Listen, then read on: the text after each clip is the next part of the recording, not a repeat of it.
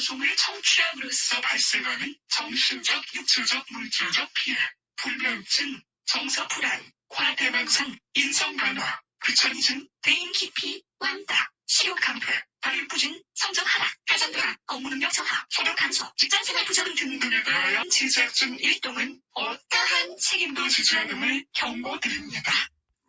순대. 아, 순대요. 순대. 순대는 우리 마음속에 두 가지 순대가 있는 것 같아요. 진짜 순대하고 우리가 알고 있는 그 순대하고. 진짜 순대 말고 사람들이 말하는 순대는 아직까지도 그 순대를 좋아하지 않나요? 그리고 뭐 함경도 아바이 순대니 고급화된 순대들이 주변에서 먹을 수 있게 되는데도 우리는 아직도 식용, 파인일, 봉다리 안에 그 피하고 당면하고 요래요래 넣은 순대를 좋아합니다.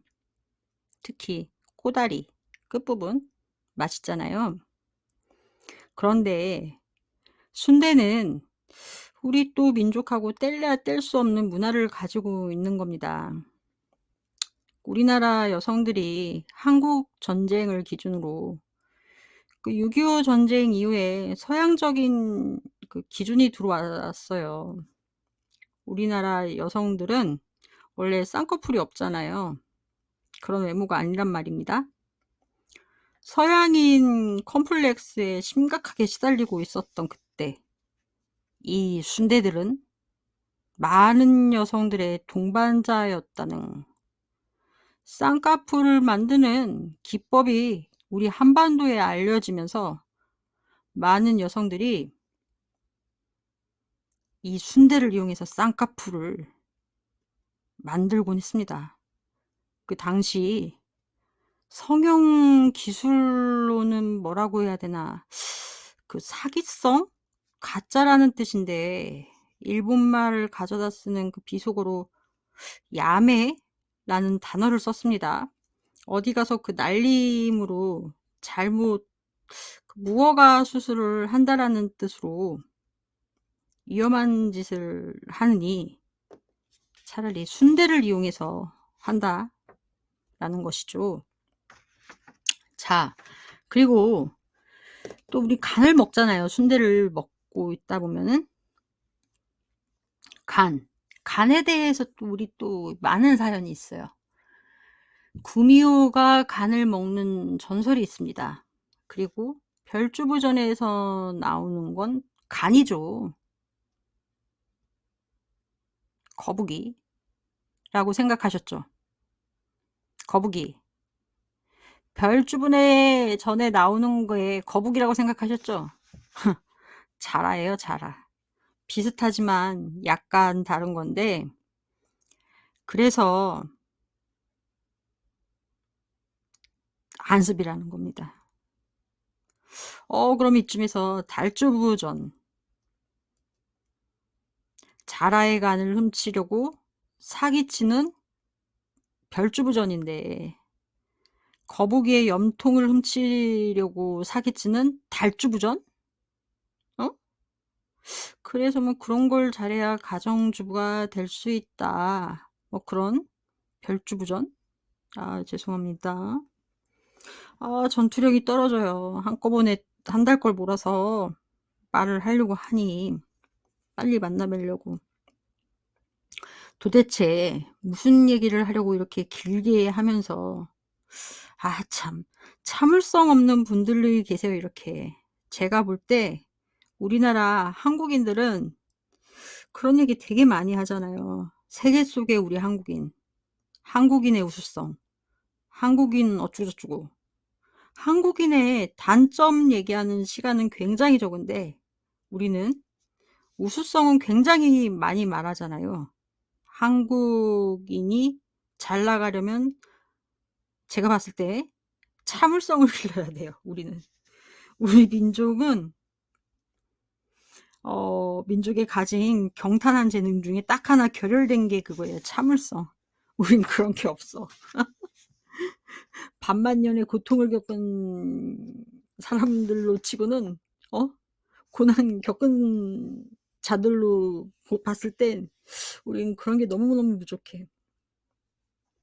하여간 간, 그런 전설에서 신체 기관들이 나오는 끔찍한 그 전설들 참 재밌어요.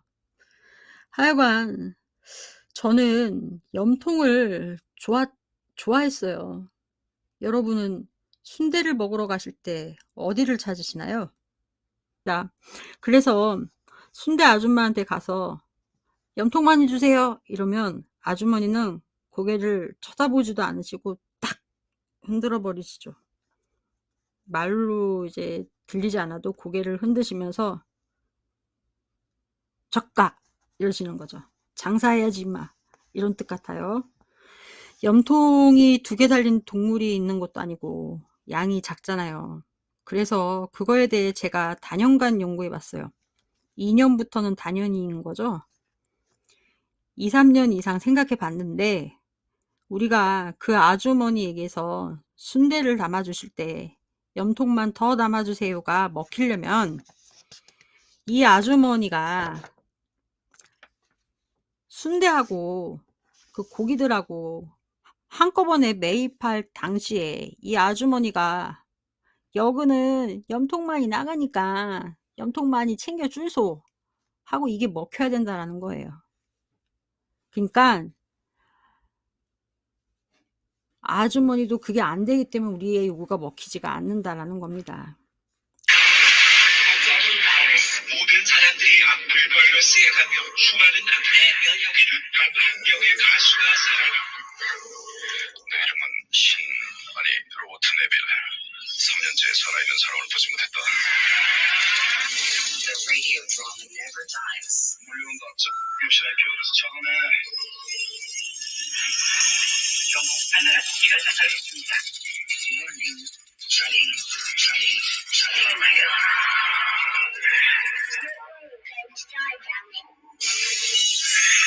Coming soon. 레지던트 악플. Ghost Pictures. 저는 우리가 가지고 있는 자유라는 것을 무조건적인 자유라고 보지 않아요. 우리한테 자유는 이제 신적인 자유, 완전히 창작하는 게 아니라 어떠한 조건이 있는 거라는 생각을 하거든요. 그래서 예를 들면은 제가 좋아하는 행글라이더 비유를 한번 해 볼게요. 바람이 계속 불죠. 아시죠? 아주 안 좋은 조건이에요. 바람이 분다라는 것은 행글라이더가 날기에는 굉장히 안 좋은 조건입니다. 더 올라가요. 그 조건에서 민감하게 반응하면서 방향을 틀죠. 심지어 행글라이더를 잘 몰면 바람과 반대 방향이 되더라도 잘 날아요. 범선과 같은 것을 한번 생각해 보세요. 저는 그럴 때 그게 자유라고 보거든요. 어떤 주어진 조건, 공기의 흐름이겠죠. 그러니까 저한테는 베냐민을 읽은 거, 니체 읽은 거, 비트겐슈타인을 읽고 강신주를 읽고 흐름이겠죠. 그 조건에서 그것을 재배치해서 제 방향을 정해서 나아가는 거잖아요. 그런데 제가 생각하는 자유의 근본적인 이미지는 모든 자유는 우리 인간한테는 절대적인 자유를 허락하지 않았고 조건적 자유다. 그래서 거미를 비유를 한번 들어볼게요. 거미는 나무를 못 만들잖아요. 그래서 내가 건너갈 나무는 있어요. 하지만 내가 건너갈 나무에 거미줄을 뽑는 거예요. 거미줄을 뽑아서 그 나무에 걸리면 손을 거미줄에 댔다가 안전한지 불안전한지를 본 다음에 건너가잖아요. 또 그런 식인 거죠 뭐. 그래서 장자의 첫 편 소회편을 보면은 대붕 이야기가 나오죠. 아시겠지만은 거기에 보면은 두 가지 비유가 나오는데 하나는 대붕이라는 존재가 나와요. 곤이라는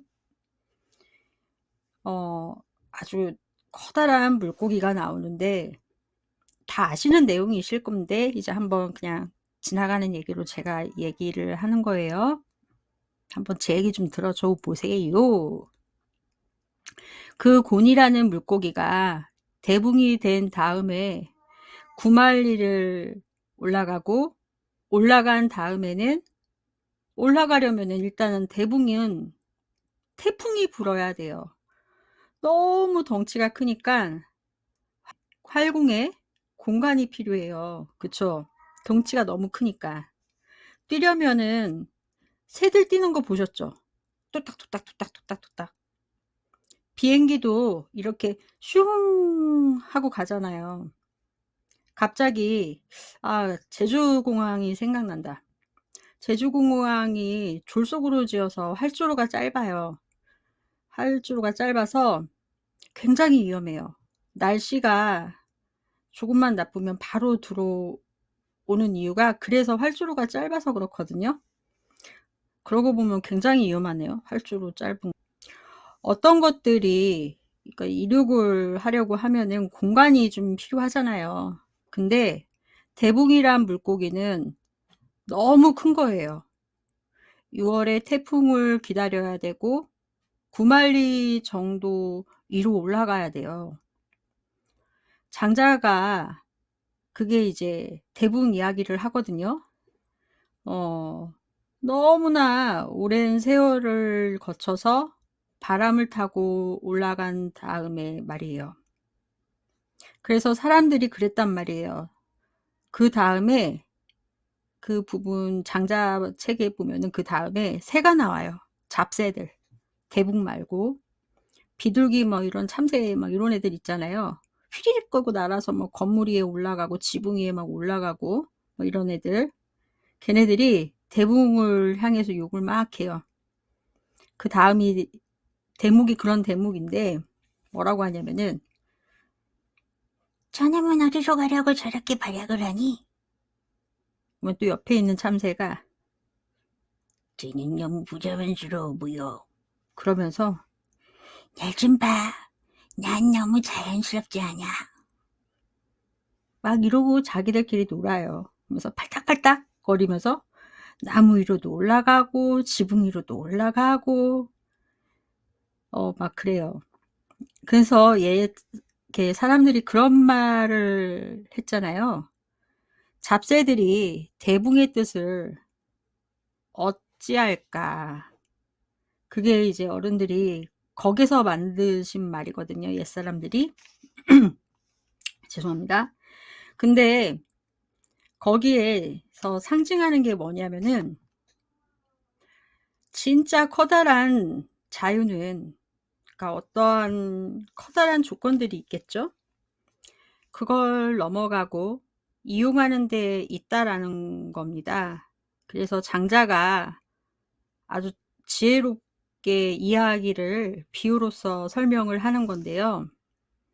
제가 처음에 막 두서없게 얘기를 하다 보니까 이해가 되셨을지는 모르겠지만은 알아서 개떡같이 말해도 찰떡같이 알아들으셨을 거라 생각합니다. 그래서 장자가 이제 그렇게 막 얘기를 풀어요. 지금은 아마 돌아가셨을 거예요. 옛날에 유명한 어느 선생님을 만났는데 이 선생님이 강연을 하는데 제가 짜증이 나서 중간에 한번 나온 적이 있었어요. 이분 강의의 내용이 장자의 본의에 어긋나는 강의였는데 제목이 뭐냐면은 이건 거예요. 잡새의 큰 뜻을 대붕이 할까? 참나. 그런 내용을 갖고 강의를 하는 거예요. 제목이 그거였어요. 잡새의 큰 뜻을 대붕이 할까? 아이고. 이 양반이 그 잡새들이 자유로운 거고 대붕이 부자연스러운 거라고 이제 하시더라고요. 그걸 그냥 그대로 읽더라고요. 거기 책 써 있는 그대로. 그리고 참 답답했어요. 그 논법이 되려면 어떻게 돼요? 억압을 당하든 삶이 힘들든 안빈낙도 있죠. 그냥 만족하고 파닥파닥거리든 떡볶이 먹는 걸로 행복해하고 뭐 오뎅 먹는 걸로 행복해하고 뭐 그냥 그러고 살면 돼요. 굉장히 보수적인 논법이 되더라고요. 뭐면 뭐 이런 거. 그런 식의 표현 방법이 굉장히 보수적인 방법이에요. 뭐면 뭐다 이런 식의 표현 방법이. 만족하고 살라라는 거거든요. 정해진 틀에서. 어떤 사람 하나가 자유로워지고 거미가 날아가고 거미가 어떤 나무로 건너가고 하는 것들이 행글라이더 타는 것들이 범선을 하나 모는 것들이 우리의 자유이고 글을 쓰기 위해 책을 너무나 많이 읽어야 하고 괴로워요. 글을 하나 쓰려면은. 너무 많이 읽고 바람처럼 이용해서 재배치도 해야 되고 막 그런 식으로 해서 글을 써야 되잖아요. 근데 예를 들면 아무것도 안 배웠어요. 애는 너무 순수하게 창작해야 그러기 때문에 부모가 "학교 다니지 마."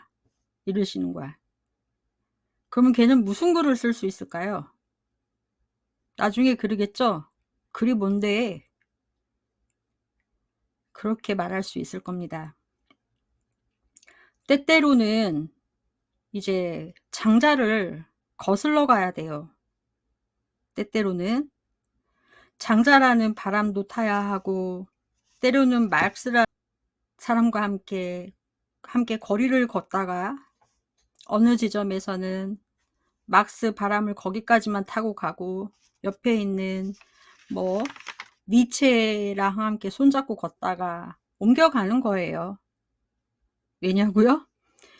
여러분이 자유롭게 가장 자유롭고 자연스럽게 얘기를 하고 그걸 조장하려면은 건너가서 타야 해요, 계속.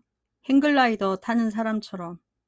행글라이더 타서 내가 처음에 탔던 바람이 이거니깐 '주구장창 이것만 타고 가야 된다.'라는 생각을 하고 가면은 물에 떨어질 수가 있어요. 가다가 다른 바람도 갈아타야 하고 여풍도 맞으려면 여풍의 바람도 이용을 해야 하고 이렇게 또는 거미처럼. 그래서 제가 봤을 때 자유라는 것은 절대적으로 인간에게 허락되지 않는 것 같다라고 말씀을 드린 겁니다. 어떠한 조건들이 있어요. 바람이 불고 그 조건들이 필요로 하죠. 그런 조건들은 이제 상대적이기도 하고 조건적인 자유일 거예요. 그래서 그게 지난번 제가 저자 개념 얘기했을 때 그걸 그래서 강조한 거거든요. 그만큼 자유롭다는 거죠. 그렇지만 동일한 바람이 불어도 행글라이더를 두 사람이 타려면은 경로가 다르다라는 것은 아실 겁니다. 아시죠? 다른 거예요. 그 사람이 가고자 하는 방향도 틀리고 다 달라요. 무게가 다르고. 거기에서 우리가 자유라는 느낌이 있는 것 같아요. 여기서. 그래서 제가 아까 제가 옛날에 썼던 뭐 그런 얘기도 했는데 거미 얘기를 이제 하기도 했고 거미를 보시면서 좀 자유를 좀 느끼셨으면 좋겠다라는 생각을 했어요. 그러한 모습이 부자연스러워 보이지 않았으면 좋겠어요, 거미가. 거미가 거미줄을 쏘고 그게 어디에 달라붙을지 모르죠. 거미줄이 딱 닿고 그 모습이 부자연스러워 보일 수는 있어요. 갑자기 뭐 이 상황에서 거미 등판에 날개가 딱 생겨서 흉 하고 날아가면 좋겠죠. 그쵸? 하지만 거미 그 부분에서 자유를 느끼면 자유가 뭔가라는 느낌이 생길 것 같아요. 자유가 뭔가라는. 자유라는 것은 그런 거구나. 그런 느낌이요. 그래서 사실 우리는 좀 동양권은 좀 빨라요. 왜냐면은 장자가 있잖아요. 대붕이 그렇게 힘들었던, 날기 위해서 이제 힘들었잖아요. 관념적인 것도 아니고 뭘 피하는 것도 아니고 어떻게 보면은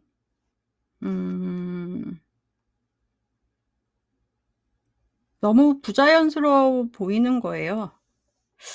또 때로는 왜 행글라이더를 다 힘들게 이렇게 생각하는 사람은 자유를 몰라요.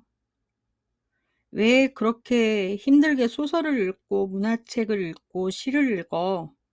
아유, 그 사람들은 몰라요. 자유로우려고. 그 작가들이나 그 저자들이 만들어 놓은 바람을 타고 가려면 그걸 봐야 되고 그걸 읽고 그걸 함께 타봐야 되는 거잖아요. 여러분도 아시잖아요. 그 어떤 작가 하나를 만나서 거기에 타고 가잖아요. 그러다가 중간에 매력적인 바람 하나 만나면 건너타는 거 아니에요? 어느 영화 감독 좋아했다가 제끼고 또 넘어가고 또 제끼고 이렇게 하잖아요. 그게 자유예요. 그게 자유예요. 자유는 그렇게 되는 것 같아요. 그래서 제가 그거를 계속 강조한 것이고, 우리가 한번 생각해 봤으면 좋겠다라는 것을 말하고 싶고, 말씀하면서도 저도 한번 생각해 봤고요. 이 대목에서는 아주 또 중요한 부분이 있어요. 자유와 함께 또 대두되는 부분이 하나가 있는데, 욕망이라는 게 또 있어요. 욕망의 전제는 결혈감과 같은 거거든요. 이해되시죠? 욕망은 결혈감과 동일어예요. 이제 저희 집은 지금 생각해 보면 굉장히 폭력적인 집안이었어요. 이제 진짜 저희 아버님은 엄격하셨거든요. 성격이 말이 나중에 나오고, 말이 나오고 이제 안 나온다고 말해야 되나? 말을 거의 안 하시니까 그런 분이세요. 제 동생이 잘못을 해도 제가 혼나는 거죠. 저는 그걸 몰랐어요, 사실은. 결혈감이 없었어요. 집안이 원래 그러니까 뭐 그런가 보다 하고 살았던 거죠. 오히려 안 혼나는 날이 더 불안한 거 있죠. 그런데 고등학교 때 그런 느낌이 있었거든요. 저희 때는 고등학교 때 그래도 선후배 간에 이렇게 있었어요, 관계가. 선배들이 내려와서 단돌이 한다고 때리는 사람들도 보였어요. 선후배들 관계 이제 단돌이 한다고. 저희 때는 그러니까 특히 월요일은 너무나 치명적이었어요. 교장 선생님이 지나가는 말로 사립학교였는데 한마디만 하면 끝나요. 저기 1학년 저쪽 애들 좀 움직인다." 막 그러면은 3학년 선배들이 내려와서 2학년 선배들을 막 잡았대요. 그때 저는 1학년이어서 잘 몰랐는데 심지어 때리기까지 했다 그러더라고요. 제가 중간에 전학을 왔는데 어떤 남자애들 얘기 들어보면은 고등학교 졸업하고 군대를 갔다 왔는데 군대가 더 편했대요, 학교보다 덜 때려서. 그러니까 똑같은 것인데 뭘 욕망하거나 저는 그러지는 않았어요. 그래서 제가 뭐 그렇다고 뭐가 부족하고 그러지도 않았고 다 혼나는 줄 알았으니까. 근데 이제 충격을 한번 이제 정서적으로 쇼크를 한번 받은 게 친구 집에 갔을 때 놀라운 일이 벌어졌잖아요. 친구 집은 큰 소리가 안 나요. 어우 너무 달랐어요. 제가 예민해서 그런진 몰라도 제가 어렸을 때 일인데 어 여러분께 여쭤보고 싶은 게 있어요. 혹시 2-3살 때 기억나시나요? 2-3살 때? 저는 기억이 없어요. 기억이 안 나요, 2-3살 때는. 그래도 4-5살 때는 드문드문 나는 것 같긴 하거든요. 근데 2-3살 때는 안 나. 그때쯤 이제 좀 신앙 고백을 하게 되네요. 이 얘기를 해야 되기 때문에. 뭐 어차피 이제 뭐 제가 편하려고 하는 방송이기도 하고 뭐 이제 우리 가족 같은 분들이시고 제 방송까지 이제 들어 주실 정도면은 뭐 이제 아셔도 될 관계라고 저는 나름 생각을 합니다. 저를 좋아하든 싫어하든 간에. 여튼 그때쯤 저희 어머니가 이게 저희 아버지가 원래는 신문사 기자셨대요, 저희 친아버지가. 근데 아버지가 이제 알랭드롱이셨대요, 별명이. 당시에는 이렇게 남자들이 이제 좀 외모가 좀 준수하면 "알랭드롱 닮았다."라는 말들을 했나 봐요. 예, 저희 아버지가 또 여자를 또 좋아하셨다 그러네요. 저는 이제 저희 친부에 대한 기억이 거의 없는 게 아니라 아예 없어요. 얼굴 한번 본 적도 없고. 그런데 이제 요즘 이제 문제가 되시는 이낙연 씨 동아일보에서 근무를 함께 하셨다고 저 이제 나중에 어머니 편으로 들었긴 했습니다. 그런데 그러다 보니 이 바람을 피우셨다네요. 제가 이제 굉장히 어렵게 어머니가 이제 결혼을 늦게 하셔 갖고 저를 늦게 낳으셨대요. 결혼한 지 한 7년 만에. 그렇게 낳아서 이제 난 딸인데도 그런 딸을 낳고도 이제 밖에 나가셔서 여성분을 또 만나셨다고 하더라고요. 근데 하여튼 저희 어머니는 그래서 저를 데리고 지금 현재 저희 아버지와 이제 결혼을 하신 거죠. 재혼하신 거죠. 저희 어머니 입장에서는 재혼이셨고 아버지 입장에서는 초혼이셨고 아버지는 총각이셨다고 하더라고요. 근데 다행히 또 아버지 성이 이 씨라서 엄마가 고민하지 않았다고 말씀하시더라고요. 당시에는 호적 정리하고 뭐 이러는 데 있어서가 많이 불편한 점이 많아서 아버지 성이 또 다르면 문제가 많이 되기 때문에 이제 재혼 안 하시려고 그러셨다고 하셨는데 다행히 아버지가 또 이 씨였다고 제가 이 씨거든요. 이 씨라서 그랬다고 하시면서 말씀을 하시는데 이 얘기를 하게 된 이유는 이제 후반부 가서 아마 아실 겁니다. 아무튼 그런 상황인 것도 저도 20살 다 돼서 알았어요. 이제 제가 대학교 입학해서 알게 된 상황인데요.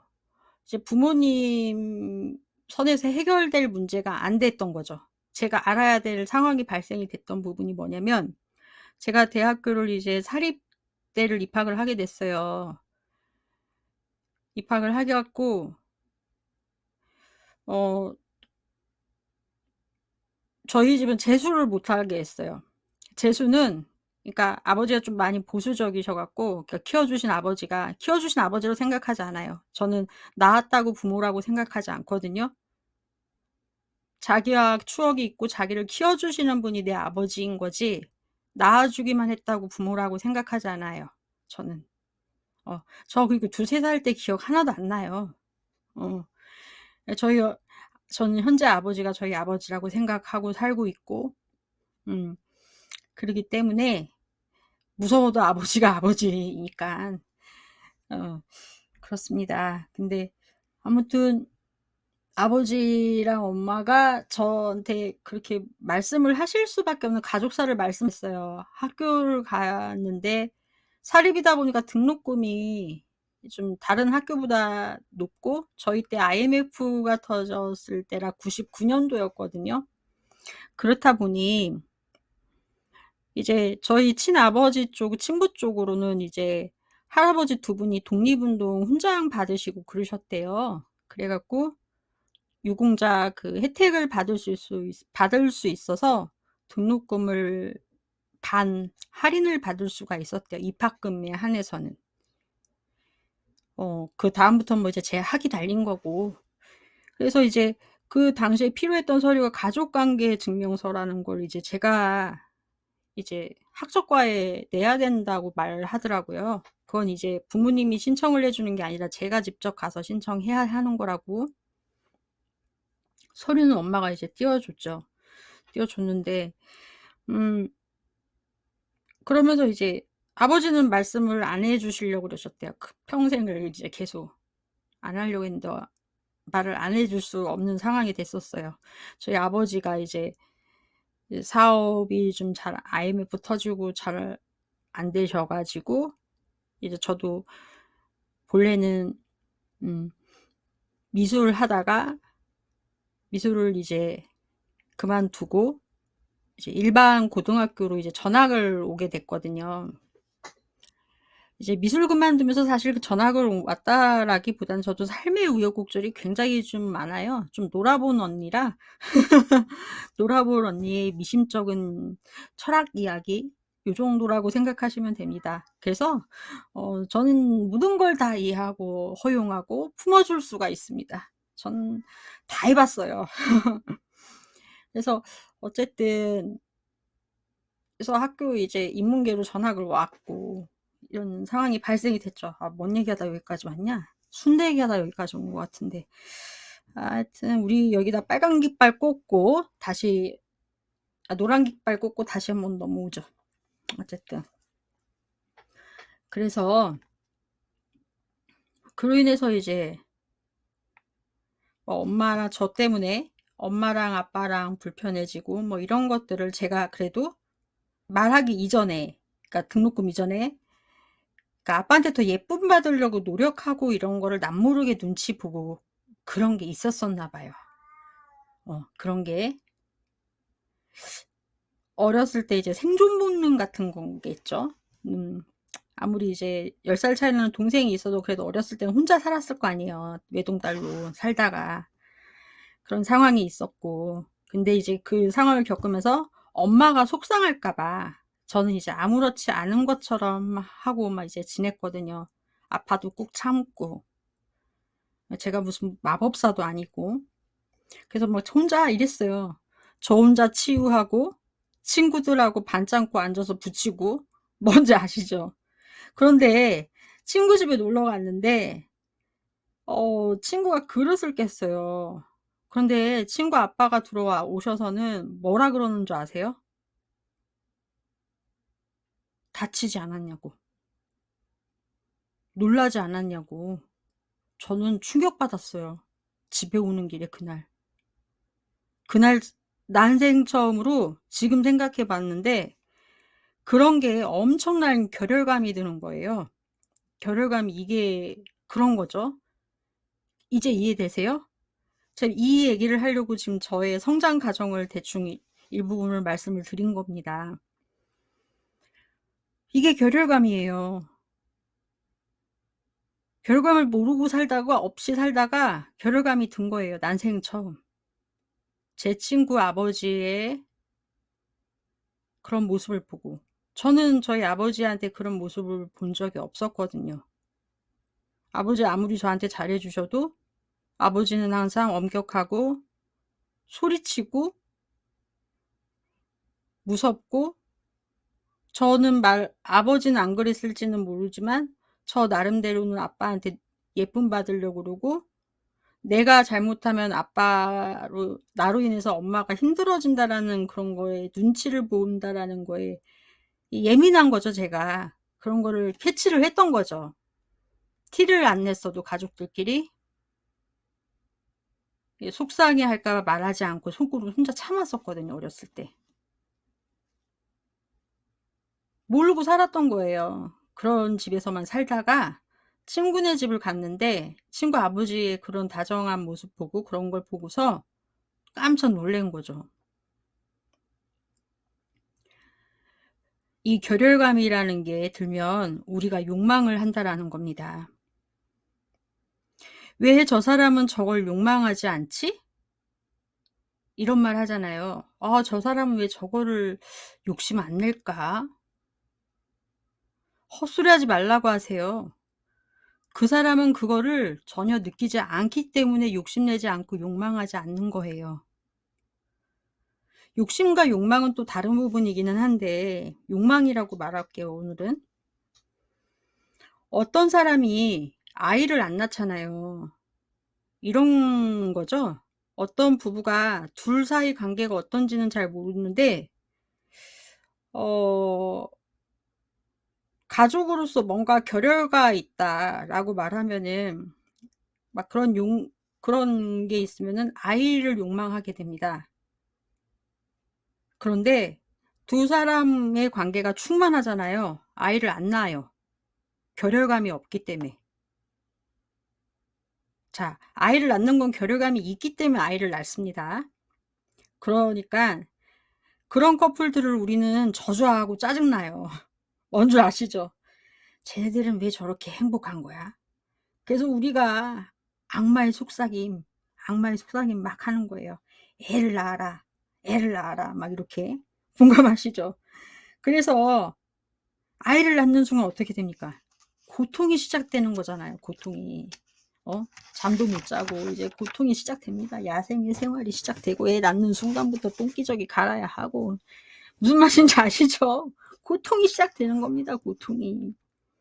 그러니까 이 결혈감이라는 게 어떻게 보면 욕망이라는 사실의 동의어입니다, 사실.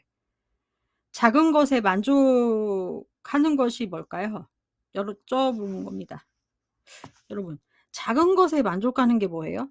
야, 너 작은 것에 만족하고 살아. 막 이러잖아요. 우리 막 그러잖아요. 작은 것에 감사하고 살아야 한다고. 어떻게 생각하세요? 네? 좋은 생각이라고 생각하신다고요? 이것은 결혈감을 줄이는 방법이에요. 아주 나쁜 방법입니다. 만사에 행복을 느껴라. 너 숨 쉬는 것만으로도 행복하지 않니? 오케이. 이렇게 했을 때 누가 제일 좋아하는 줄 아세요? 다른 사람들이 좋은 거예요. 다른 사람들이. 극단적인 형태가 있어요. 욕망을 가졌고 결혈감을 느꼈을 때 그걸 채우려고 합니다. 채우려고 하는데 우리의 욕망이 의지가 되고 막 이런 겁니다. 욕망을 긍정한다라는 게 뭔지 아십니까? 정당한 결혈감들 있죠? 그런 결혈감.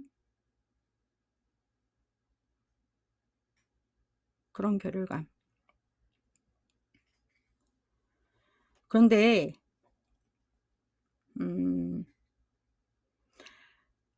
한 방에 보낼 수 있는 방법이 있어요. 결혈감을 줄이는 거예요. 결혈감을 줄일 수 있는 한 방의 방법. 그 방법은 아주 간단해요. 세계는 가득 찼다. 그 부분에 오케이 하시면 돼요. 그러면은 요만한 좁쌀을 하나를 가지고 세계를 볼 수가 있어요. 세계를 보실 수가 있습니다. 세계는 가득 찼다라고 그럴 수가 없거든요. 그럴 때 조작 방법을 가동시킵니다. 그럴 때 이 작은 좁쌀만한 크기의 작은 사이즈의 좁쌀에 우주가 가득 찼다라고 생각하면 끝나는 겁니다. 이 좁쌀에 무슨 우주가 있나요? 좁쌀에 노동자들이 있나요? 그 좁쌀에 노동자들의 고통이 있나요? 이 안에? 없단 말입니다. 좁쌀 안에 아름다운 세계를 집어넣고 가치관을 집어넣고 여기에 화음의 세계를 집어넣고 하여튼 뭐 기타 잡다한 걸 다 집어넣는 거예요. 이 좁쌀 하나에. 이렇게 생각하면 사람이 얼마나 행복해지고 편해집니까? 누가 보기에? 권력자들이 보기에. 우리가 그렇게 생각하면 권력자들 보기에 우리를 다루기 너무 쉽게 생각합니다. 그래서 동양이 앞에 얘기했지만 이게 굉장히 빠르다라는 게 동양에서는 사유 중에 주욕 같은 거 있죠? 욕망을 없애라. 저력이 있어요. 굉장히 위험합니다. 제가 봤을 때. 그런데 이런 게 또 있어요. 사회 문명은 결혈감을 만듭니다. 그러니까 단적으로 뭐 이제 CF가 전형적이어요. CF에 날씬한 사람들 나오고 그래요. 돌아보는데 난 뚱뚱해. 결혈감이 느껴집니다. 그럼 욕망이 되는 겁니다. 아, 다이어트 내일부터, 오늘까지 먹고 내일부터 다이어트? 혹은 한 알만 먹으면 없던 것으로. 뭐 이런 식으로. 그 다음엔 일파만파입니다. 어느 날 TV를 봤는데 아이돌 얼굴에 콧날이 버선코야. 근데 또 이렇게 봤는데 또 쟤는 직반버선코래. 어우, 섹시해. 근데 내 얼굴을 딱 봤어. 아, 결여돼 있어.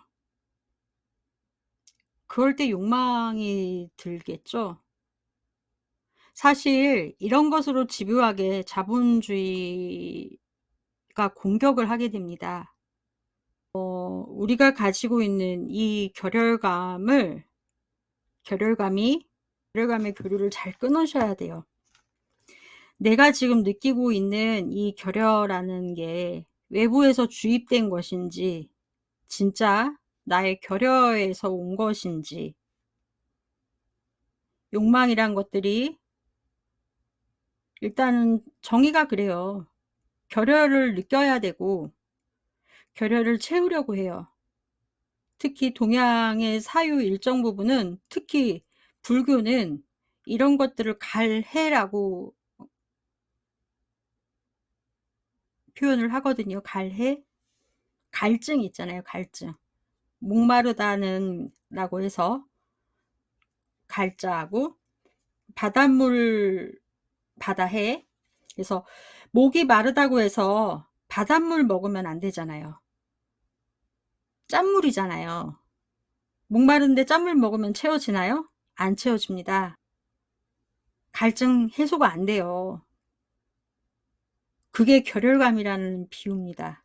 갈해가. 불교에서 쓰는 말이거든요. 불교의 사유에. 그래서 결혈감을 제거하지 않고 이제 제거하고 욕망을 극도로 다운시켜야 된다라는 겁니다. 결혈감이 제거되지 않으면은 욕망이 다운이 될 수가 없어요. 그래서 법정 스님이 무소유 말씀하셨잖아요. 소유하면 안 된다고. 작은 행복아요. 아침에 일어나서 덥더라. 바람 속에 차가운 바람을 맞는 것만으로도 행복할 수 있죠. 아, 아름답다. 아, 이렇게 더우니 시원한 바람을 날 느낄 수 있다. 좋죠? 행복하죠? 작은 행복이에요. 작은 행복. 이러면 누가 좋다고요? 권력자들이 좋다고요. 권력자들이 주입시킨 거라고요. 잘 아셔야 된다고요. 제가 할 말이 참 많았어요. 이제 드문드문 챕터로 나눠서 지금 녹음을 하고 있는 상황입니다. 며칠째. 이제 한 달 내내 봤던 정치적, 사회적 여러 가지 부분을 갖고 이제 얘기를 하는 겁니다. 아주 보고 싶어 죽는 줄 알았네. 정치는 특정 주체에 의해서 실현되는 것이라고 생각을 하고 아무나 특정 주체가 될 수가 없고 그렇기 때문에 메시아적 주체 같은 거라고 하죠. 메시아적 주체. 그래서 정치를 하려고 하는 사람은 내가 나 자신의 삶을 구하려는 사람에 의해서 정치는 작동한다라고 말을 해요. 그래서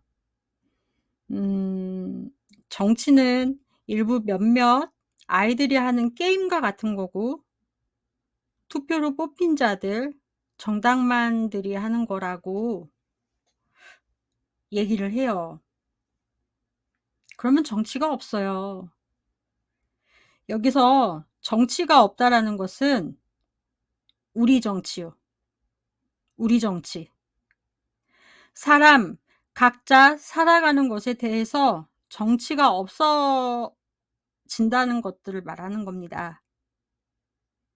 학자에게 유혹받아서도 안 되는 겁니다. 정당, 이론 논쟁도 아니에요. 이 논리가 관철되는 게 대의제 민주주의라는 겁니다. 권력 이론이나 통치의 정당성, 국가의 정당성을 얻으면 뭐예요? 정작 우리가 정치에 개입을 하지 못합니다. 일부 몇몇만 하고 정당이 하고 대표로 뽑히는 애들만 하는 정치가 무슨 정치예요. 우리가 하지를 못하는데. 안 그럽니까? 그러다가 딱 하루만 지배함을 허락해요. 지배함을. 그날이 언제? 투표하는 날. 투표하는 날 딱 하루. 그날을 제외한 나머지 4년을 넘는 나머지는 그대로 그냥 가는 겁니다. 수동적이라는 겁니다. 이게 대의제 민주제라는 겁니다. 지배당하는 겁니다.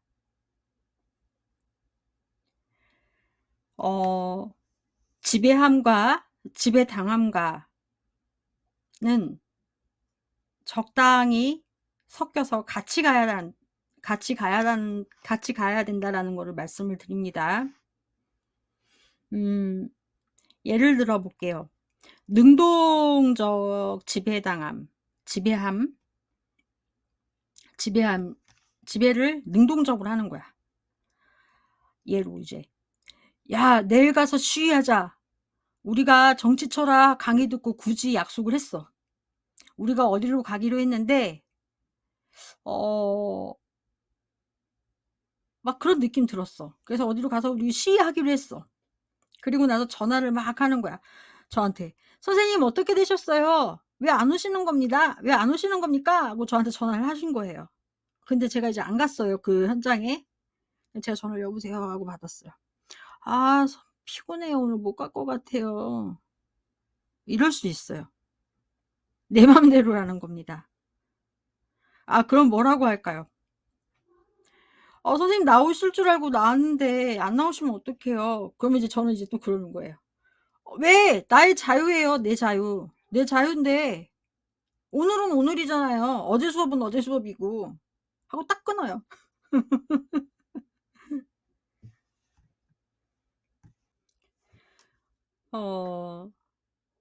현재 대한민국을 이끈다고 하면서 국민들의 뒤통수를 후려친 소위 말한 민주화 운동권 세력들, 정치인들.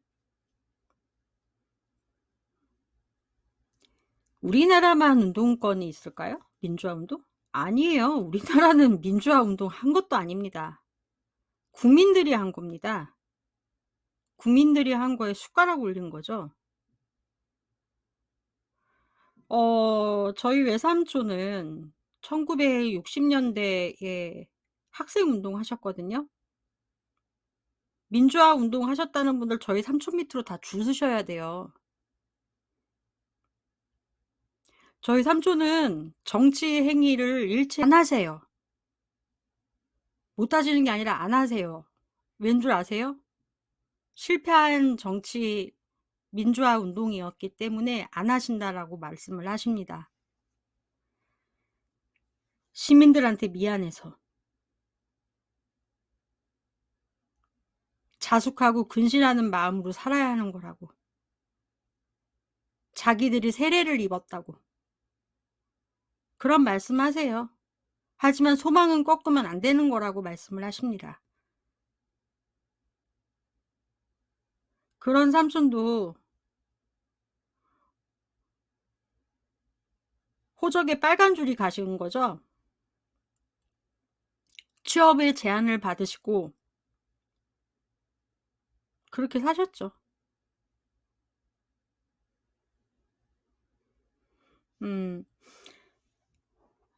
자본, 대학, 부모를 대신해서 사회를 이끌겠다라는 이념으로, 또 그것이 어렵다면 자기 자신의 삶을 자신이 이끌겠다라는 이념,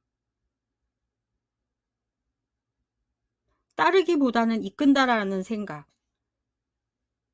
그런 생각이 1960 년대 학생 운동을 이해하려면 이런 생각을 더 깊게 숙고해볼 필요가 있을 것 같습니다.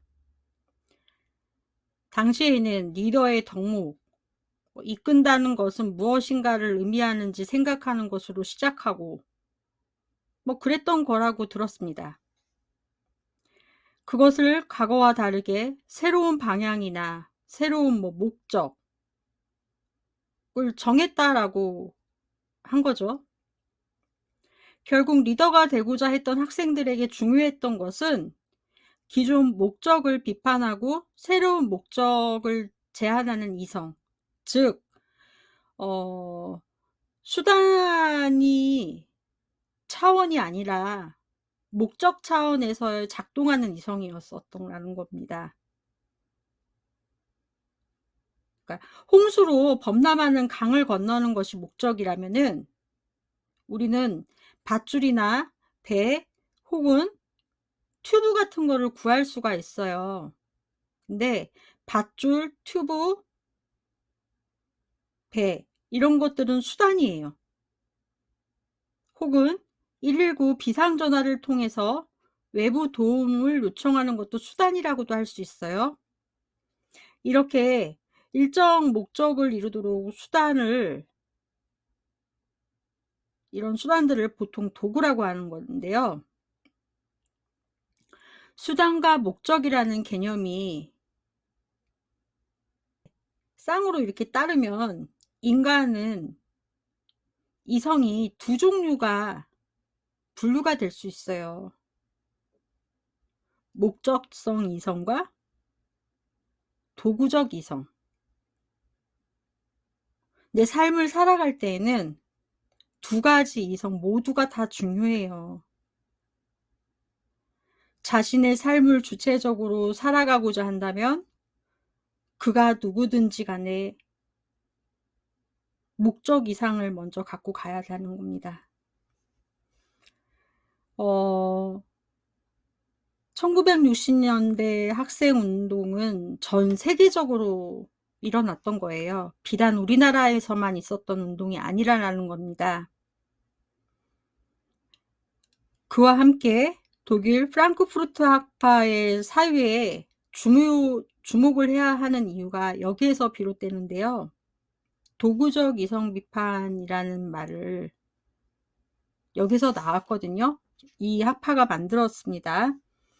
제가 앞전에도 설명을 해드렸지만은 폴크하이머라는 사람이 이제 주도한 사람이었고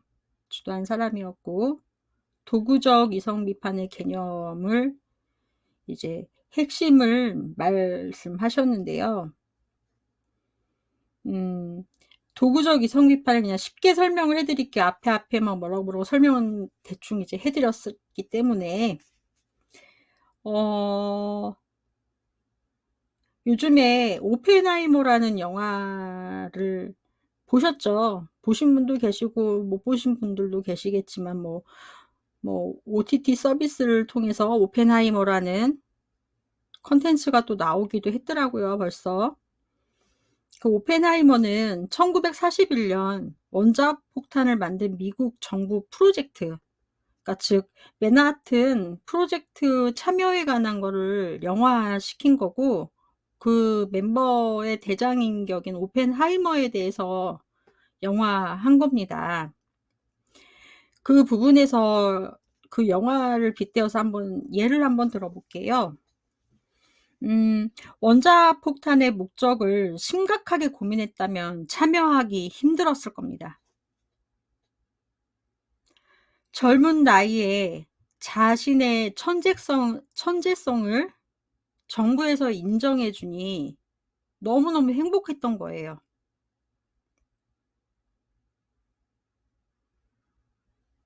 그 프로젝트에 참여했던 사람들은 그런 마음 아니었을까요? 양전자학의 대가였던 파인만. 이 사람한테는 그런 게 가장 컸을 거라고 봅니다, 저는.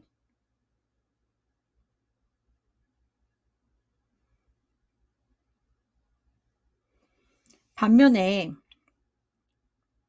이제 파인만보다 노벨 물리학상을 이렇게 또 빨리 수상했던 아인슈타인은 맨해튼 프로젝트 참여를 거부했어요. 인류의 원자폭탄이 어떤 위험이 될지 그는 고민했어요. 아인슈타인은 참여하지 않았어요. 자, 참여한 자와 참여하지 않은 자로 예를 들어 보겠습니다. 파인만은 참여했거든요. 원자폭탄 만드는 거에. 그러면은 파인만은 최고 수준의 도덕적 이성이었다라는 거예요. 도덕적 이성. 그러면 이 원자폭탄을 고민했어요. 위험하다는 것을. 아인슈타인은 목적성 이성이라고 할 수 있다는 겁니다. 도구적 이성과 목적성 이성은 함께 가야 하는데, 오펜하이머는 이 두 가지가 함께 간 사람이에요. 처음에는 도구적 이성이 앞서갔겠죠. 그래서 함께 하다 대장으로까지 갔잖아요. 중간에 빠져요. 빠지니까 나중에 미국에서 공산주의 체제로 몰려버려 갖고 이 사람을 죽여버리잖아요. 국가 기밀을 알아버렸으니까. 사람 하나 죽이는 거에는 잘못된 정보도 빠르지만은, 제가 아까 저희 어머니 밧줄로 맬 수 없다는 것처럼 잘못된 정보도 그렇지만 사상 검증.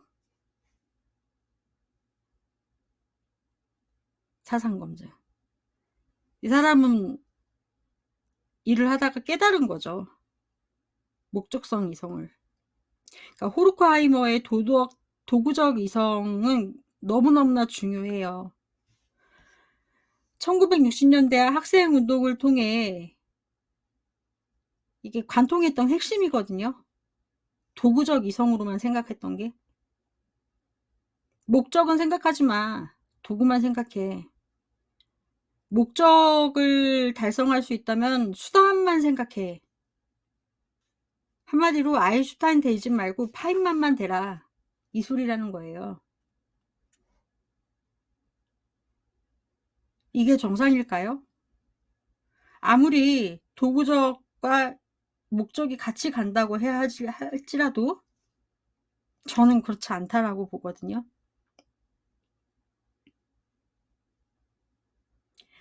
당시에 대학을 다니셨던 분들은 대학생들한테 대학에서 그런 걸 강요했어요. 대학생이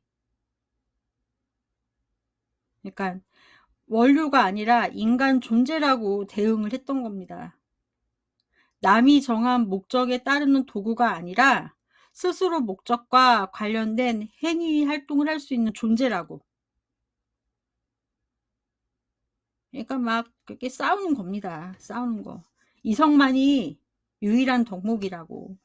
이성만이 유일한 덕목이라고.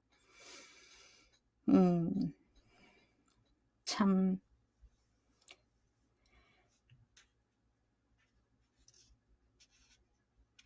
근데 그거를 비판했잖아요. 도구적 이성 비판. 아니라는 겁니다. 도구적 이성 비판 그거 아니라고 그 소리였어요. 니들이 잘못 알아들은 거야. 그게 핵심인데 답답하다는 소리입니다. 답답하다는 말이에요. 답답하다는 말. 아유 참.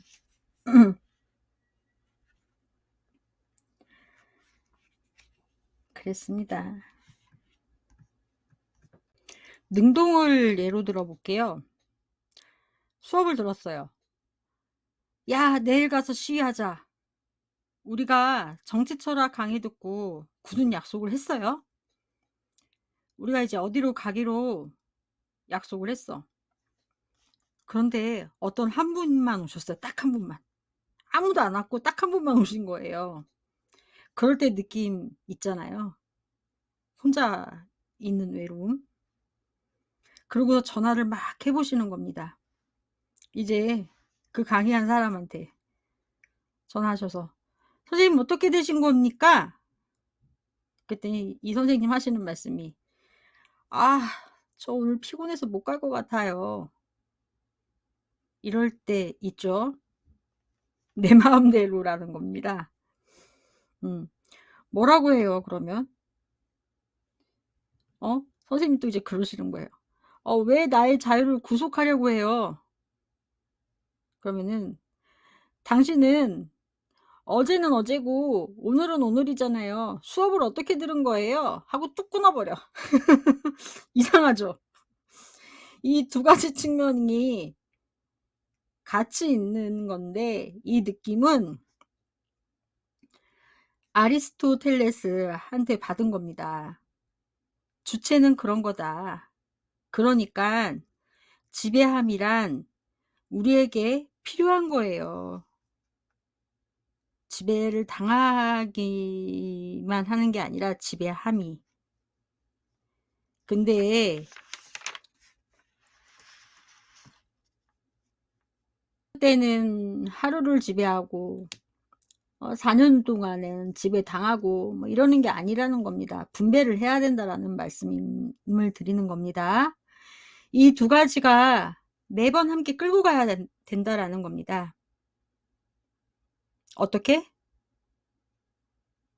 대표는 없어도 대표가 존재하든 존재하지 않던 간에 함께 끌고 가야 된다라는 거를 말씀을 드리는 겁니다.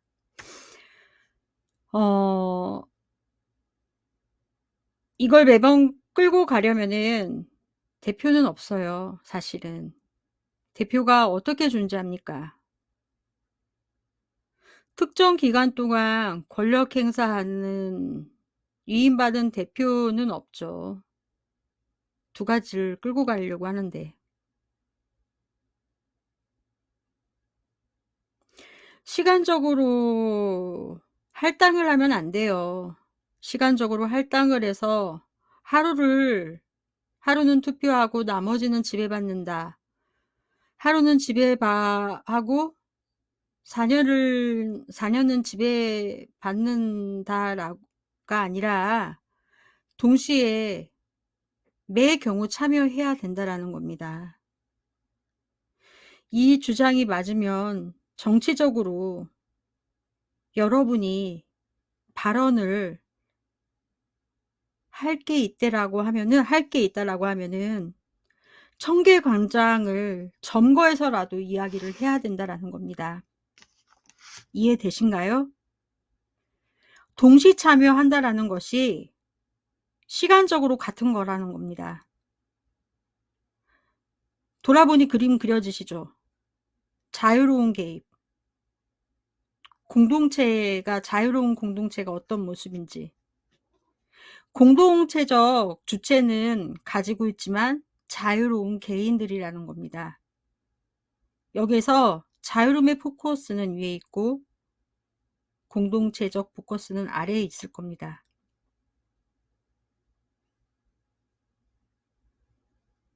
나한테는 수동과 능동이 같이 있다.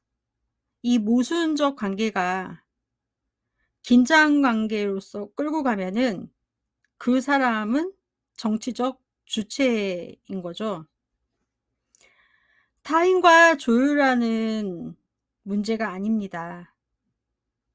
정치적 주체는 지배함과 지배받는 것이 함께 있어야 정치 주체가 될 수 있다라고 말할 수 있는 겁니다.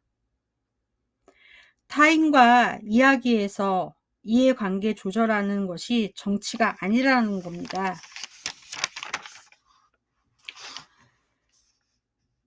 데모스, 군중이라는 뜻입니다. 데모스 클라시라는 말은 대의민주주의라는 말인데, 이 데모클라시라는 말은 데모스와 클라시의 합성어예요. 자, 보십시다. 대의민주주의는 간접민주주의라는 겁니다. 남에 의해서 지배받는 거예요. 한 번의 투표로. 아리스토텔레스가 거꾸로 올라가 보자 그랬단 말이에요. 아리스토텔레스라는 데서 왔다 그랬잖아요. 거꾸로 올라가 봅시다. 과거 그리스에서는 어땠나요? 공의를 대표한 사람들이 나와서 공적 업무를 봤어요. 이 공의를 대표하는 사람들이란 어떤 사람들이냐면은 사적 욕심 없고 자기 사적 생각 버리고 와야 되는 사람들이에요. 국민이에요. 의결권을 행사할 수 있는 사람들이라는 겁니다. 근데 지금 의원제들은 어떤가요? 자기 생각, 자기 욕심, 사적 욕심 버리고 왔나요? 아니죠. 가득가득 찼죠? 주머니가 터질 정도로.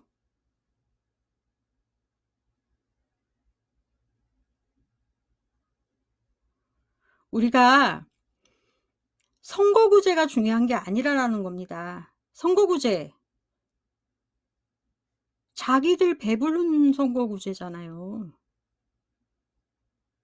국민들이 있나요, 그 안에? 의원들만 있습니다. 민주당, 국민의힘이 국민들한테는 중요하지 않아요. 국회의원들만 중요해요. 솔직히. 국민의힘이 되든 민주당이 되든 우리한테는 하나도 안 중요하다고요. 국민들한테는. 우리의 삶이 안정되고 우리의 소득이 보장되고 우리의 국방이 안전한 국가가 되기를 희망하는 것뿐입니다. 그런데 보수 진보가 있을까요? 보수였다가도 진보가 될 수 있고 진보였다가도 보수가 될 수 있는 겁니다. 아까도 말씀드렸죠? 도구적과 목적성을 구별이 되면 안 되는 거라고. 함께 가야 되는 거라고.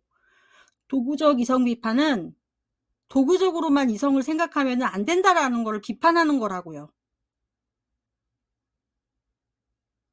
개개인이 지배함과 지배당함을 모두 골고루 갖추고 있어야지 정치적 주체가 될 수 있다라는 겁니다. 선거구제 따위가 중요한 게 아니라는 겁니다. 의원들 배에 부르는 주머니 배 부르게 하는 건 중요하지 않다라는 겁니다. 한 가지 제시할게요. 선거구제 말씀하시기 전에 국회의원 제도를 급여를 없는 걸로 하자라는 겁니다. 무급여. 3년 동안 인턴제 도입해요. 3년 동안 자기 지역구 인턴제 도입해갖고 본인이 했던 행위를 바탕으로, 결과를 바탕으로 데이터가 나오면은 그때 투표를 통해서 결정이 되면 그때 받는 것으로, 그때부터. 그 전에는 본인이 인턴인 거죠. 국회의원도 인턴제 있어야 되는 거 아닌가요? 국민들이 희망하는 거는 본인들 의사를 직접적으로 행사해 줄 수 있는 의원들을 원하는 거예요. 그런 의원들 누가 있었나요? 아무도 없었어요. 선거구제 시민들은 중요하지 않습니다. 의석수 늘리고 민주당 의석수, 국민의힘 의석수 하나도 안 중요합니다. 나라가 똑바로 되고 자국민 자존심 상하지 않고 불법과 합법이 교차되지 않고 힘 없어도 정당하게 일해갖고 땀 흘려서 일하면 잘할 수 있는 나라를 희망하는 것 뿐입니다. 죄 지었으면 벌 받고 그런 나라 꿈꾸는 거라고요. 선거구제 하나도 안 중요하다는 겁니다. 국민 의견 대신 전달해줄 의견을 전달해줄 의원 필요한데 그런 의원 한 명도 없었어요. 근데 선거구제는 무슨 선거구제를 말씀하세요. 우리는 직접민주주의를 꿈꿉니다.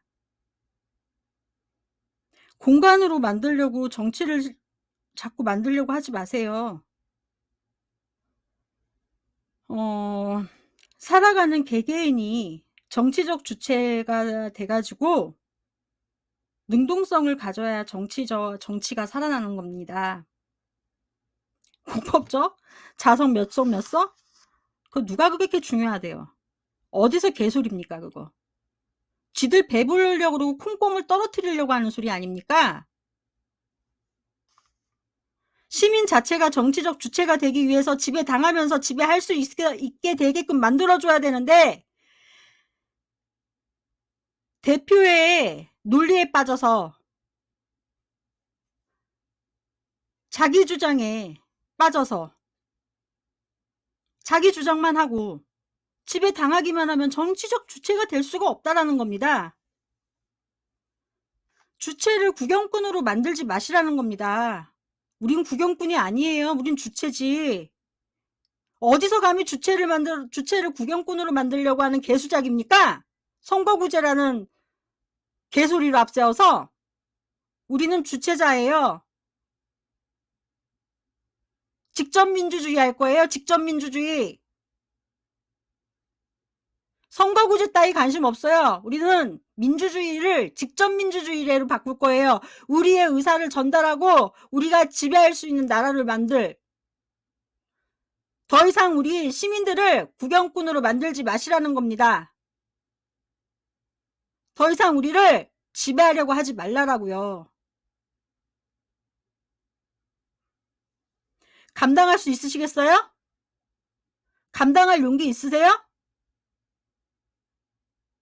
자유를 위해서 필요한 무모함에 가까운 용기 시민들한테는 있어요. 가진 당신들한테 없는 것 뿐입니다. 그래서 연동형이든 병립형이든 주장하는 거 아닙니까? 둘 다 똑같아요. 본인들 밥그릇수 늘리고 줄이고 하는 거. 시민들은 아무도 없잖아요. 그 안에 시민들은. 보자 하니까 진짜.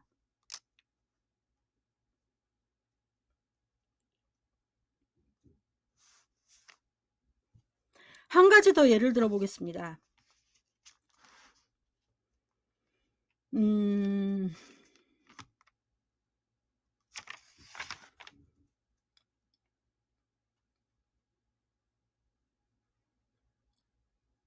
얼마 전에 있었던 일입니다. 이 비유가 얘로 맞을 것 같아서 심사숙고해서 이제 어렵게 말을 꺼내는 거고, 제가 이제 저희 어렸을 때 성장 과정도 말씀을 드리는 겁니다.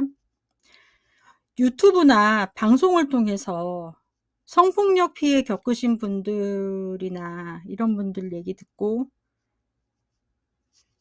개인 사생활 침해 이런 거 얘기 들어봅니다. 마음 너무 아픕니다. 아프죠. 그런 자매님들 얘기, 형제분들 얘기 들어보면 너무 마음이 아파요.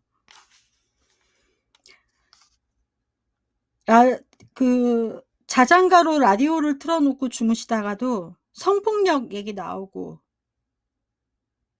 자다가도 깨신대요. 트라우마 때문에. 피해를 입는 거는 그 안에 사람들입니다.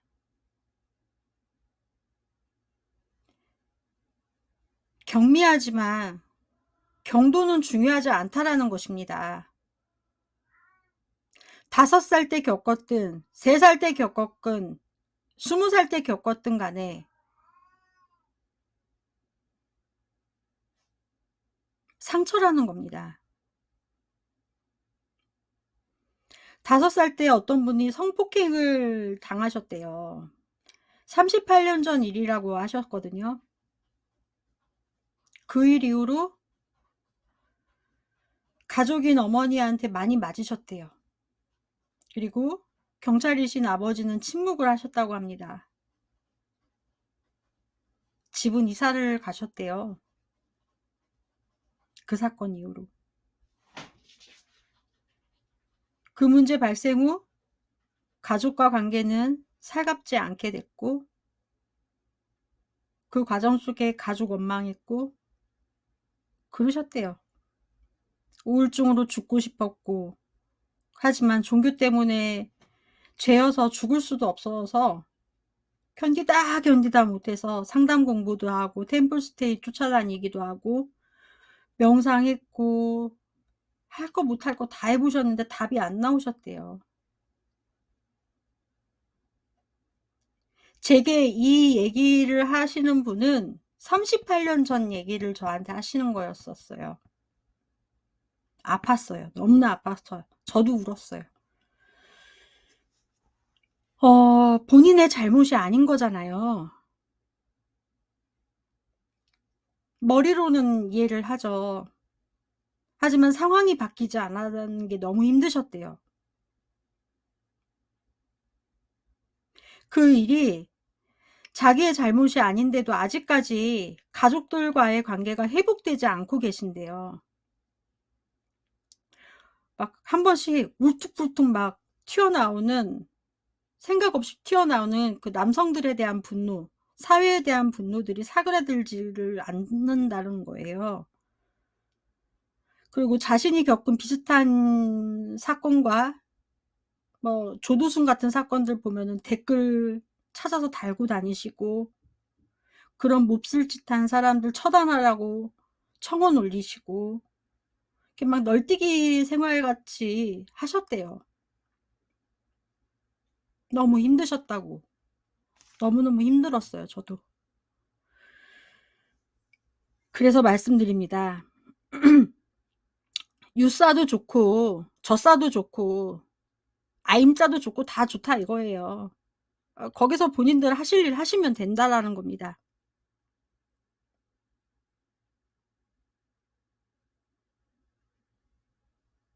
같은 경험 했던 사람들이 똑같은 목소리로 그 눈빛으로 똑같은 손짓으로 "정말 내 잘못이 아니야" 라고 말해 주면서 감싸 주실 수 있으세요?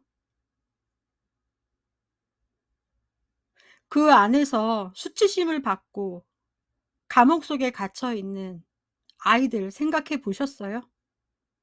그 아이들 도와주실 수 있으시고 벗어나게 해 주실 수 있으신가요?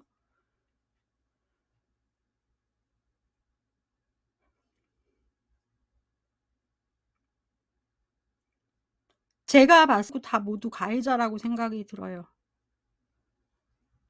부모님에 대해서도 부모라고 해서 최소한 뭐 완벽한 부모가 아니었다 하더라도 그 부분은 인정을 그들도 할 거라고 생각을 해요. 그들은 그 환경 안에서 최선을 다했다라고 부모님 인정할 겁니다. 거기까지 인정해 주는 자녀만으로도 정말 대단한 자녀 키우신 거라고 생각하시면 될 것 같아요. 이 말을 하는 이유는 내부에서 발생하는 피해자들을 위해서 말씀을 드리는 겁니다. 피해자라고 하는 건 누구냐? 우연치 않게 자기의 성장 과정을 알게 된 친구.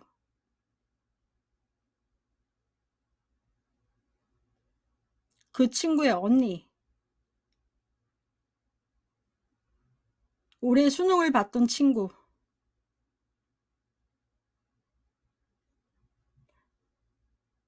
마트 알바했다라는 남학생.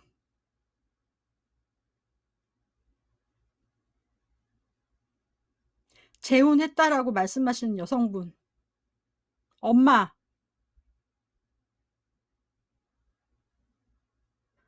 모 기자님 아내분. 모두 그분들입니다. 가족들이라는 겁니다. 가족을 위해서 하신다고 말씀하셨는데 가족들 생각 안 하신 거예요. 보다 못해 제가 답답해서 말씀드리는 건데요.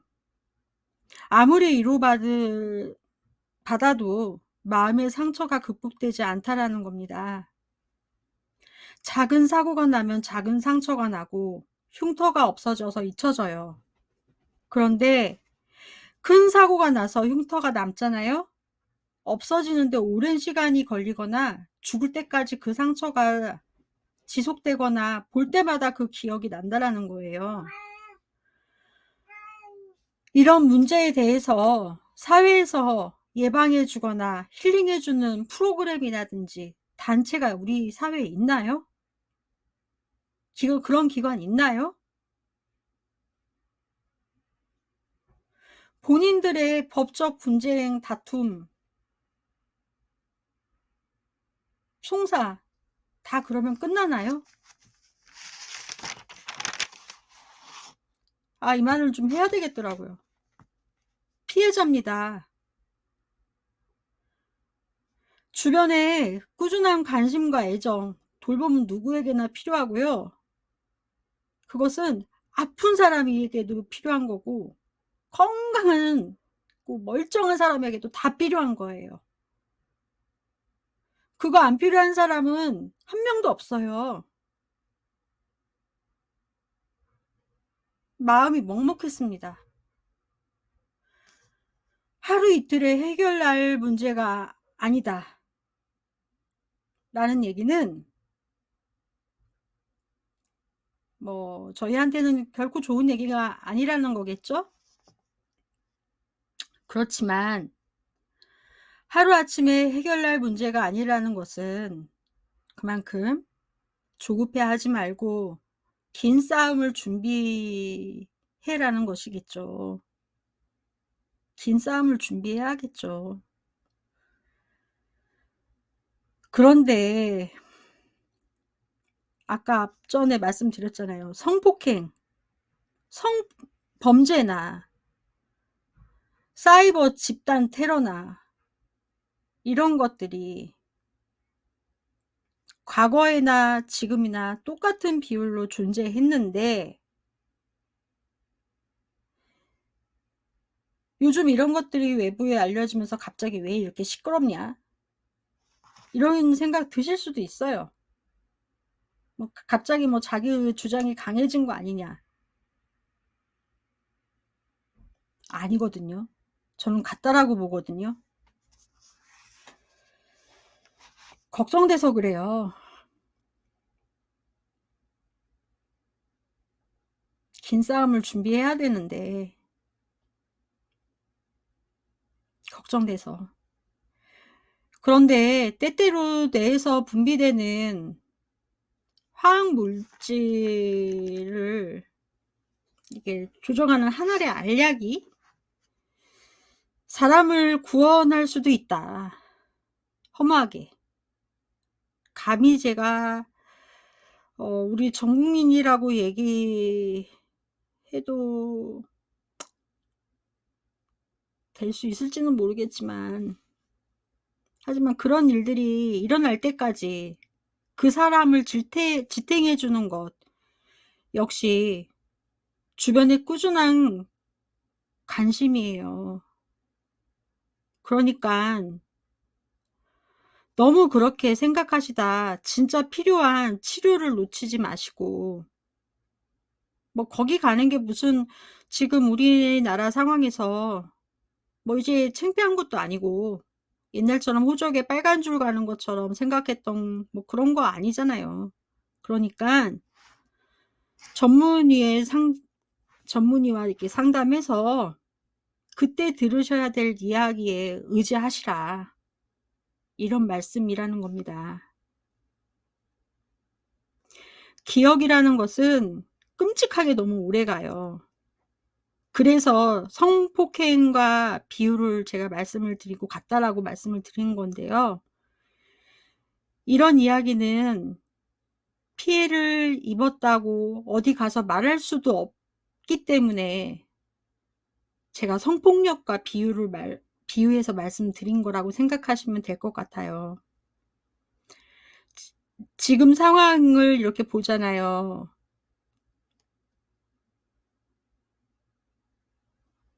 보면은 이태원 참사도 그렇고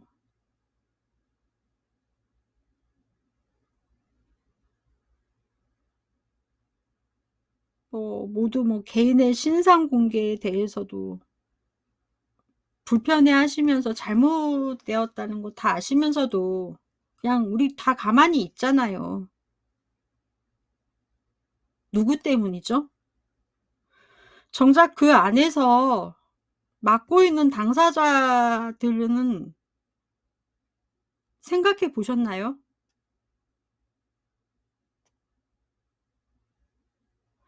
본인들의 가족을 보호하신다고 하시면서 서로의 가족을 아프게 하시고 계세요. 그 안에서 가장 피해 보는 사람들은 자녀분들이시고 아내분들이세요. 어떻게든 간에 특단의 조치를 내놓으시려는 노력은 선이겠죠? 뭐가 잘못됐어요. 그런데 단기간에 어떤 해결책을 요구하고 아니면은 욕을 퍼붓고 그런 대중들의 형태도 문제가 있는지는 모르겠습니다마는 지금 당장 소기의 성과가 오르지 않는다고 해서 뭐라도 해야 된다. 막 이재명 대표한테도 뭐라도 하라고 막 그러잖아요. 그게 뭐 관료주의랑 뭐가 다릅니까?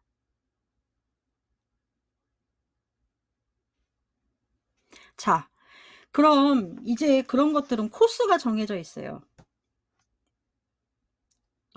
코스가 정해져 있는데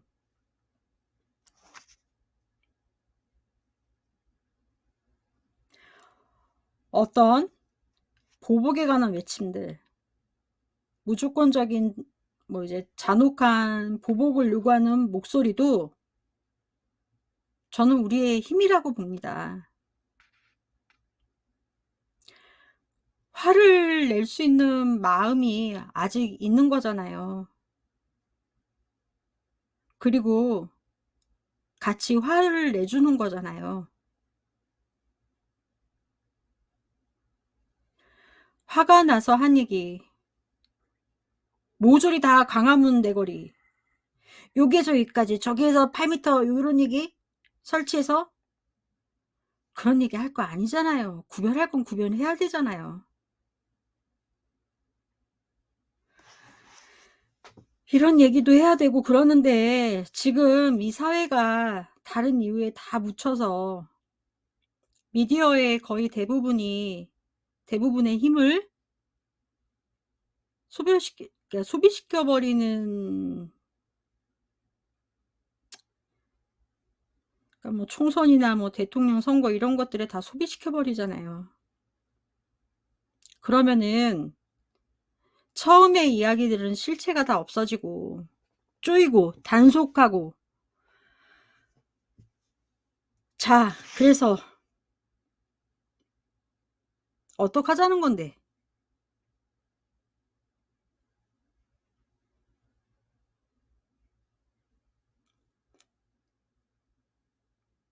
음란물을 단속하는데 음란물에 교복을 입은 성인 여성이 미성년자와 같은 느낌이 나도록 행동하는 그런 내용을 불법으로 간주해서 단속하는 거예요. 예로 드는 거예요, 지금. 한 가지 예로 한번 들어보겠습니다. 음란물을 단속한대요, 국가에서. 이 예입니다. 과거에 실제 있었던 일이기도 하고요. 2010년도 그때쯤, 정확하지는 않습니다. 음란물에 교복을 입은 성인 여성을 있었어요. 미성년자와 같은 느낌이 나도록 교복을 입었다는 겁니다. 근데 요 행위를 불법 행위로 간주해서 단속하겠다라는 겁니다. 자, 여기서부터는 이제 블랙 코미디가 되는 거죠. 블랙 코미디 영역으로 들어가는 것이고, 그런데 여기에서 그것을 하드 디스크로 다운받고 삭제한 것만으로도 처벌을 하겠다. 자, 이러면 대한민국 헌정 질서를 유린한 것이라고 하더라고요.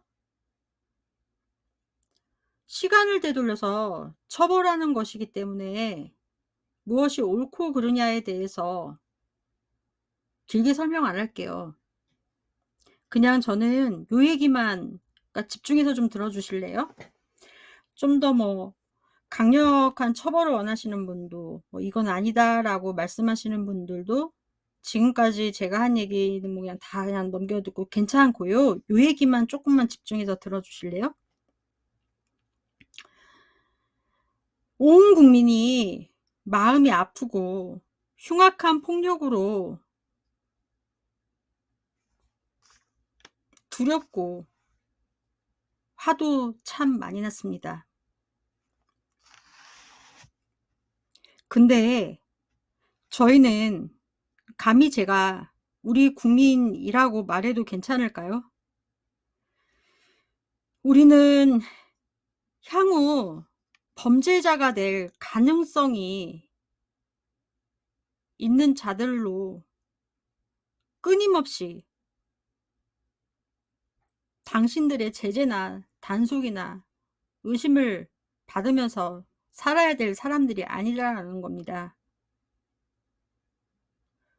우리 혹은 주변 사람들이 잠재적으로 피해자가 될지 모르겠다라는 두려움에 떨고 있는 사람들이라는 겁니다.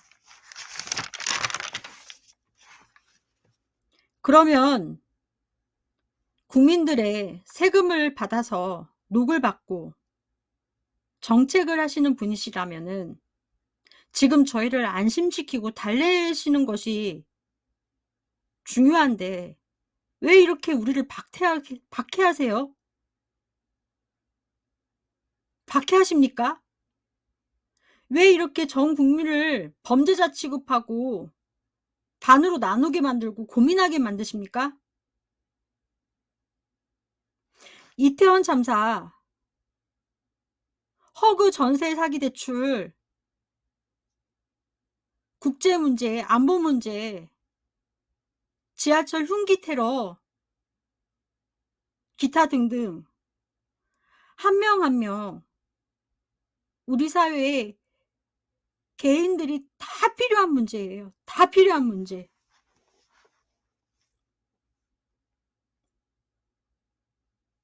어떤 생각을 가지고 있던, 어떤 태도를 가지고 있던 도와주세요. 우리 함께 하실 거면 감사합니다. 서로 합치고 도와야 되는 사람들끼리 도와야 되는 사람들인데 블랙 코미디의 영역으로 왜 들어가시는 겁니까?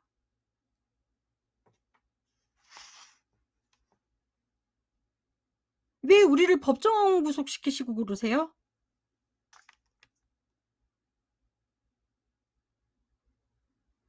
끊임없이 이렇게 이야기를 하는데도 너네가 죄인이 아닐 수 있겠어? 그러면 당신 옆을 스쳐 지나가는 나도 죄인이네? 나쁜 놈이야. 뭐 이러자는 겁니까? 잠재적 범죄자로 의심해 볼 사람을 의심하세요. 누구도 자유로울 수 없겠지만은 이렇게 해서는 어떤 도움이 될지 모르겠습니다. 모르겠어요. 저희는 분명히 위로받아야 될 것 같거든요. 이렇게 해서 애를 낳아서 이 나라에서 어떻게 살 수 있겠어요?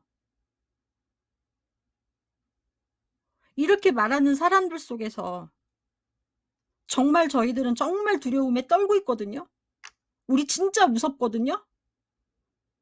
성폭력이 아니라도 애 낳아서 아들, 딸 낳아서 정말 기르고 낳고 살기 정말 힘들고 무섭거든요. 두렵거든요. 끊임없이 이래서도 죄인, 저래서도 죄인, 좀 지나치지 않는가라는 생각이 들어요.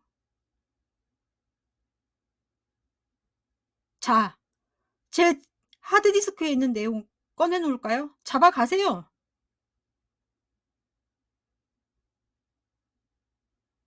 우리 남편 사진 잔뜩 들어있으니까.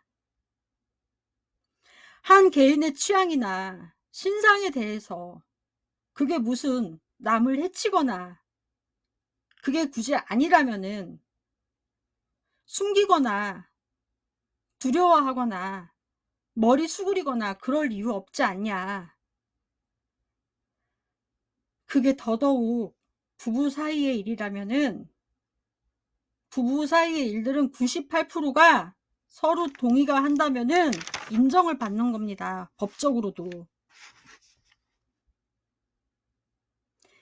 옛날 같으면은 사회에서 매장당했어요. 그게 괴짜든 뭐든 덜 데워 먹었든 간에 우리가 서로 살아가는데 숨 쉴 공간은 줘야 되잖아요. 조금씩 열어는 줘야 되잖아요. 다들 숨 쉴 공간 마련해 주는 거잖아요.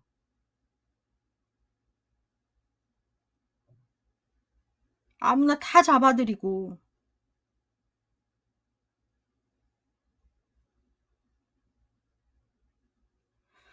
저는 유튜브에서 발생되는 문제나 성폭력에 관한 이야기나 다 같은 얘기라고 봐요.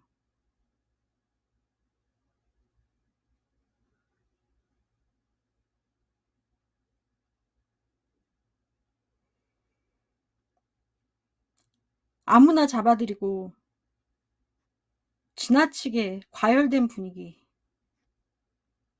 과한 분위기, 일시적이겠지. 저는 그래도 믿음을 갖기로 했어요. 일시적이겠지. 뭐 그냥 이런 광풍이 다들 마음을 다쳤는데 어떻게 정상적일 수가 있겠어. 나도 비정상인데 잠시 이런 거겠지. 그런 생각을 하지만요. 저는 저의 경험도 있고 19살, 20살의 딸을 둔 엄마로서 자유롭게 이야기하는 겁니다.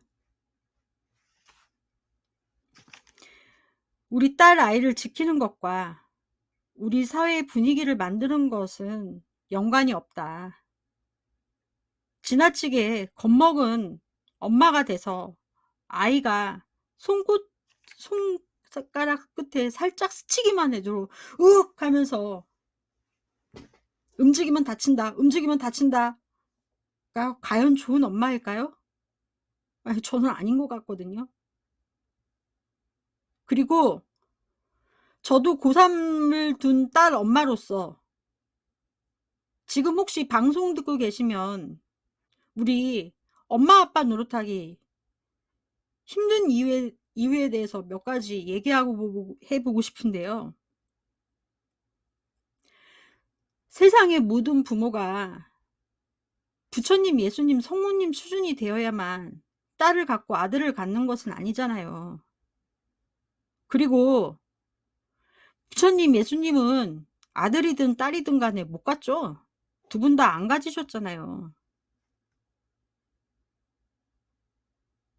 그런데 우리는 모두 다 어떤 악덕을 다 저질러요. 그리고 사람들이 눈 흘기듯 얘기합니다. 대표적으로 자기가 딸을 기르면서 어떤 유흥업소에서 자기 딸만한 처자와 함께 흉한 모습을 연출한 중년 남성들의 이미지 대표적이죠. 자, 유흥업소에서 자기 딸만한 여성들과 성적인 자리를 갖는 것과 개인의 사생활 간의 간극은 그렇게 가깝지 않다라는 겁니다. 굉장히 다르다라는 겁니다.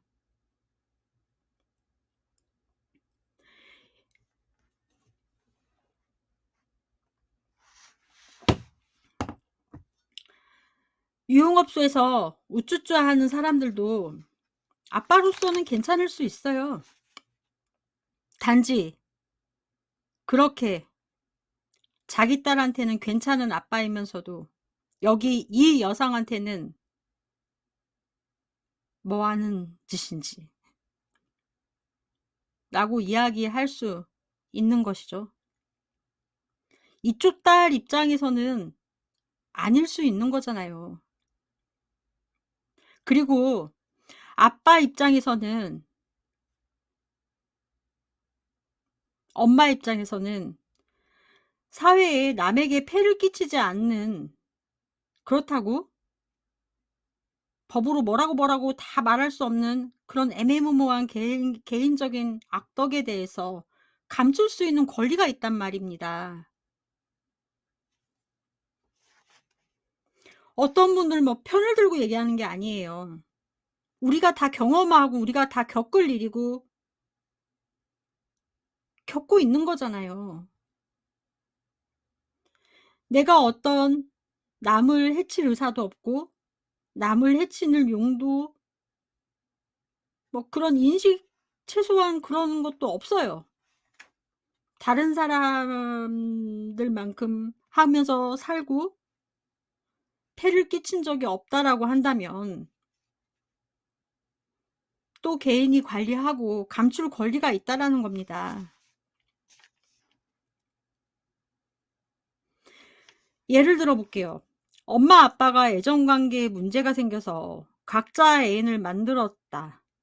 자녀들이 가장 괴로워하는 문제예요. 가정폭력보다 더. 좋다 나쁘다의 문제가 아닌데 외국 같은 경우 아이를 기르는 경우에는 부모의 형태는 유지하면서 그렇게 해서 뭐 각자 애인 관계를 유지하고 형성하고, 모르겠어요. 저는 그게 좋은지는. 근데 최소한 부부가 이혼을 하더라도 아이 앞에서 이렇게 말할 권리는 있잖아요. 저기 엄마 아빠가 너무 사랑해서 너라는 존재를 만났어. 미안한데 행복하게 살다가 지금은 그렇게 살 수 없게 됐거든. 함께 살기 힘들 것 같아. 자세한 거는 네가 어른이 되면 얘기해 줄게. 이런 얘기를 할 그 친구가 받아들여질 시간이 되기도 전에 주위에서 옆집 아주머니가 그게 말이야 걔네 아빠가, 걔네 엄마가 빨간 원피스.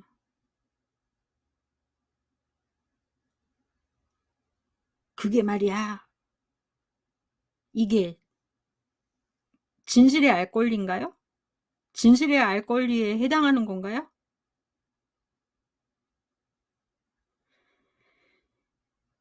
이 친구를 해치는 걸까요?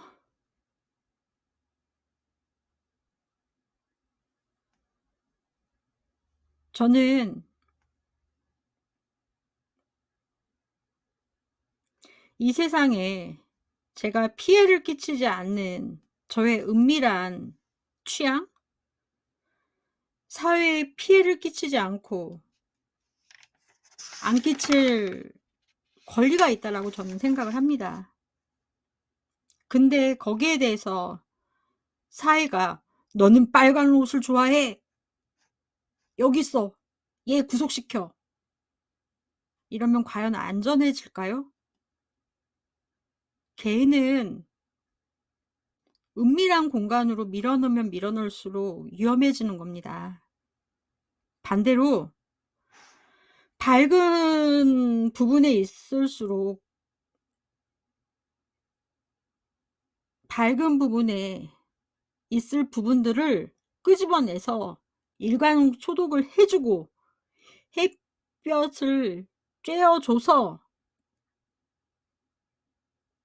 곰팡이들이 안 생기게 해 줘야 되거든요.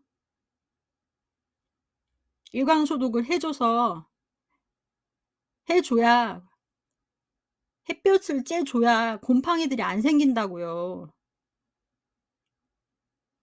곰팡이 때문에 괴로워하면서 계속 그늘로 집어넣는다는 게 말이 되냐고 묻고 싶습니다.